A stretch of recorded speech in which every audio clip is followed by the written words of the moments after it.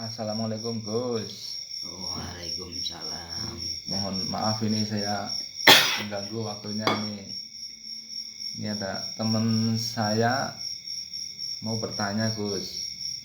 Bagaimana cara berzikir yang mampu meliputi alam semesta atau yang didengar oleh alam semesta itu gimana Gus? Mohon penjelasannya Gus. Cara berzikir yang mampu Meliputi alam semesta atau yang didengar oleh alam semesta gitu.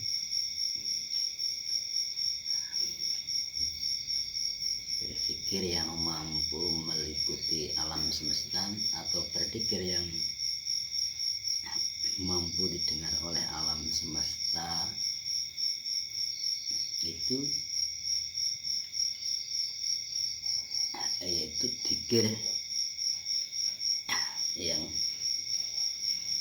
sama sekali sifatnya hanya memuji, hanya karena rasa syukur itu memuji kepada Tuhan, saking senengnya kaya begitu ya urip yang ini tidak rasa ngeluh sama sekali, itu baru dikir karena merga bersyukur, merga puji, memuji dengan Tuhan.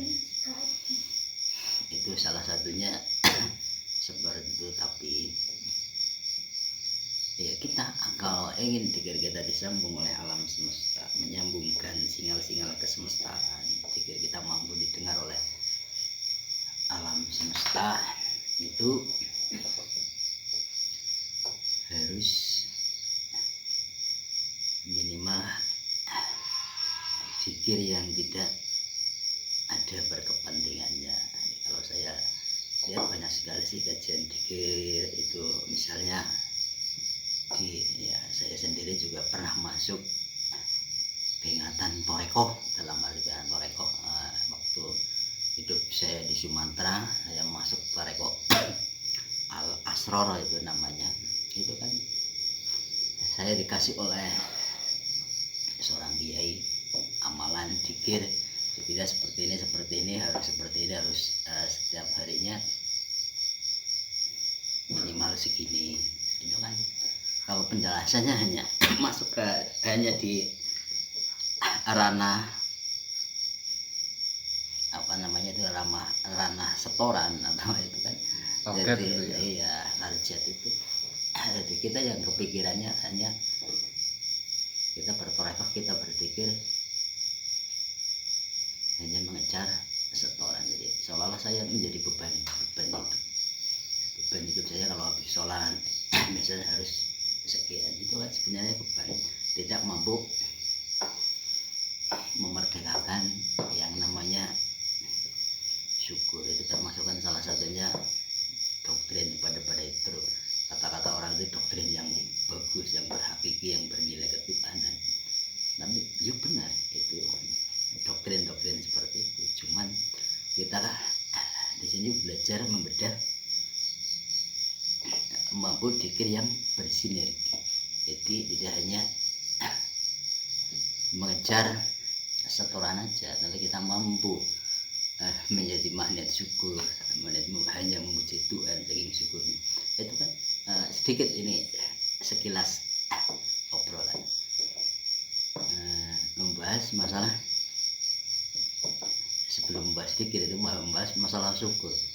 Syukur itu kebanyakan orang kan hanya belajar mengatakan syukur, bukan syukur sesungguhnya. Kalau yang syukur sesungguhnya udah termasuk rasa yang terdalam, timbulnya dari rasa senang. Ya misalnya ada di situ pun syukur. Kalau syukur yang sesungguhnya itu mampu menarik hukum tarik menarik atau bahwa kan kalau mampu yang sesungguhnya itu walaupun zikir itu udah juga bisa didengar oleh alam semesta. Kalau kita sambungkan misalnya campuran segala kesemestaan, misalnya kita zikir masuk torekoh dulu, saya kan yang saya pikiran hanya mengejar setoran, tiap hari harus setor zikir sekian. itu kan belum menghayati, tapi sekian waktu saya hayati apa sih arti pikir apa ya. Memang kalau dalam Torah anjurannya kan waktu saya ngaji di situ kan gimana, jadi seolah-olah kita sehari-hari harus sering pikir ketika nanti kita dicabut nyawa. Biasanya kan Tuhan itu mencabut nyawa ciptanya apa kesehariannya, apa kebiasaannya. Itulah yang keinginan seorang kaum torekoh yang dikasih oleh mursyid saya dulu kan, ya mudah-mudahan kita berzikir, sedang berzikir Tuhan menyebut. Itu kan itu cara mereka itu mendapatkan kematian yang bagus, sedang mengingat Tuhannya dalam keadaan berzikir gitu. Iya, keadaan berzikir itu kata mursyid saya dulu. Tapi setelah saya menghayati ya, tak pikir-pikir saya jadi kejebaknya oleh setoran, bukan penghayatan yang sesungguhnya, dikir yang sesungguhnya yang benar. Setiap sholat kita harus namanya dikir kan, ingat eling Tuhan, cuma ingat saja. Tapi kalau belajar apa itu tadinya namanya syukur, itu beda. Kebanyakan orang hanya mampu belajar mengucapkan syukur, cuman hanya di lesan iya, saja ya, enggak di dalam hati. Iya, bukan syukur sesungguhnya. Ya sama sih. Nah, setiap kata ayat di dalam Quran ada yang mengatakan la in syakartum la zidnakum wa la in kafartum inna adzabil syadid. Itu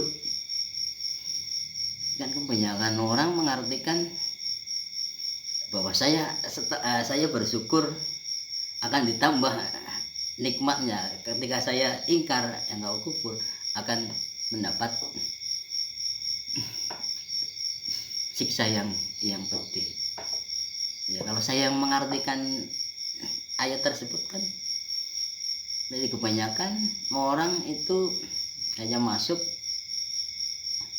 kita syukurnya kadang-kadang kalau belum bisa merasakan sampai hati kan, kita syukurnya setelah dapat rezeki baru kita mengatakan syukur. Kebanyakan orang seperti itu, Bos. Seperti itu.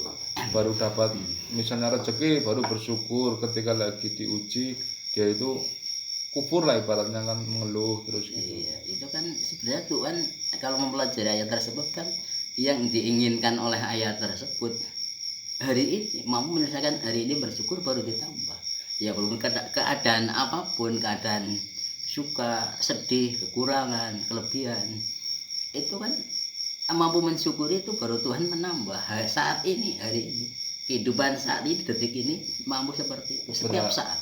Berarti dianjurkan setiap saat, setiap detik harus bersyukur gitu ya. Iya, harus bersyukur baru ditambah. Tapi kalau kita bersyukurnya cuma hanya belajar, kalau kita dapat rezeki baru kita mengatakan syukur, alhamdulillah. Iya. Itu beda. Yang kita rasakan seperti itu. Jadi mana zikir kalau udah masuk ke wilayah syukur, happy, bahagia, lagi itu berzikir. Kalau kita sambungkan ke alam semesta, semuanya itu akan merespon gitu ya, mendengar zikir kita didengar oleh alam semesta. Mampu menyebabkan dengan zikir yang sesungguhnya, zikir sakral. Ya sakral. Iya, zikir kita langsung semakin sakral lah gitu ya. Iya. Oke Gus, terima kasih Gus. Ini maaf waktunya ganggu. Assalamualaikum warahmatullahi wabarakatuh.